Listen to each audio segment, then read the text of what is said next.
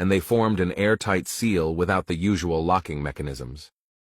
She was about to step over that connection when she heard the childlike voice of the translator speak out to her, "Stop." Apparently there was a volume level minimum for the interpreter, because it did not do its thing and remained silent. Ambassador Neal turned and walked back into the meeting chamber. "I am apologetic. The past made me fear." This time she was close enough and got to hear, "I am sorry for the rash reaction, as this is a development I had not anticipated. I thought the humans to be a localized hive species with a shared intellect and a therefore limited population count. Now I know that none of my assumptions are true. It is heavily ingrained in my biology to be exceptionally apprehensive towards small creatures in great numbers, as they had been the predators that preyed on the ancestors of my species. It is difficult to suppress the instinct to avoid becoming overwhelmed at all costs, and I seemingly was unprepared to handle an incident such as this. I know that my reaction was extreme and with little comprehensible reason, but I ask for reprieve nonetheless." The creature, 6 times larger than a human, somehow looked small at that moment.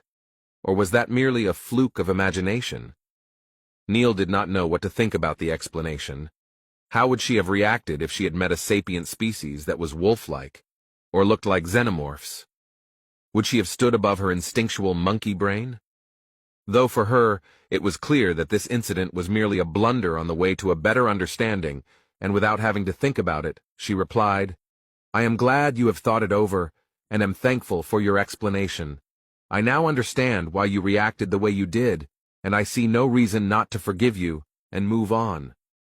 Neal had underscored her words by nodding, and to her utter surprise, the broad and flat head of the alien nodded in return.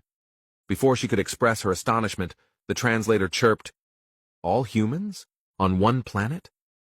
I wish to leave this lamentable event in the past as well, and am grateful for your understanding and forgiveness. If I am not overstepping bounds, I would like to know how you have made a home for this great number of humans on your planet Earth.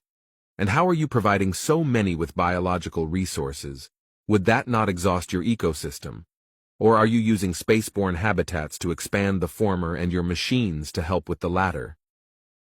Niar had not been able to relax yet, and hearing the staggering population numbers the human was talking about absolutely did not help. For a start, apparently their home planet Earth could sustain the near-incredible number of 14 billion humans, supported by technology and machines. Spaceships and habitats on otherwise lifeless planets and moons in their system gave home to nearly 1 billion more. And then came the next surprise. They had colonized 25 planets with a habitable biosphere outside their home system, where all the rest lived.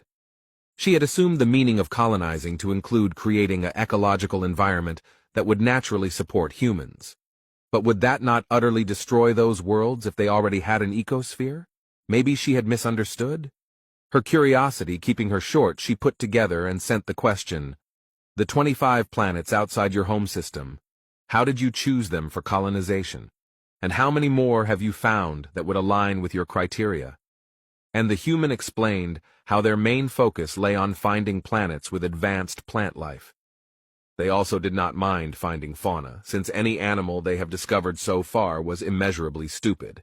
Then they added that had found around 150 more candidates for colonization.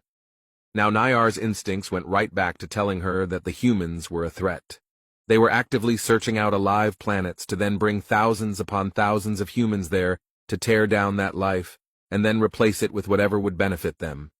She knew that planets the humans were looking for were numerous, but that would surely not protect them from being depleted at some point. And maybe these were then even the same planets Niar's species would seek out for their offspring that had reached independence.